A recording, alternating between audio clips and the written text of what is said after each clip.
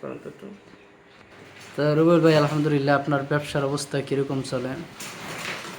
ব্যবসা আলহামদুলিল্লাহ ভালো, কিন্তু সমস্যাটা হচ্ছে আমাদের যারা ব্যবসায়িক জীবন, যারা ব্যবসা করে, আমাদের কোনো সাপ্তাহিক বা বাৎসরিক কোনো ছুটি থাকে না। আমাদের কোনো ঈদের বোনাস বা কোনো প্রকার বোনাস টোনাসের কোনো সুযোগ থাকে না। আমরা আসলে এমন একটি কামলা দেওয়ার মতো মানুষ, আমাদের কোনো স্বাধীনতা নাই, দোকান বা ব্যবসা বন্ধ করার কোনো সুযোগ নাই, গ্রাহকের কাছে জবাবদিহিতা করতে হয় যে কী ব্যাপার, দোকান বন্ধ কেন। এখন কিন্তু অলরেডি 9টা 20 বাজে, সকালে 6টার দিকে আসছি, এখন 9টা 20। লম্বা সময় ডিউটি করার পর ওইরকম শরীরে নাজের থাকে না, মাঝে মাঝে ইচ্ছা করে যে দোকানের মধ্যে খাতা বালিশ নিয়ে ঘুমাইব।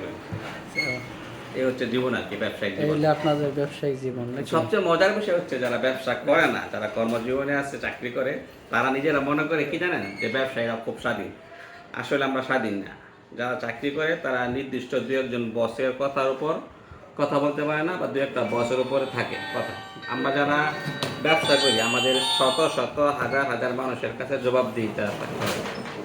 এ হচ্ছে জীবন। ওকে নাকি বন্ধ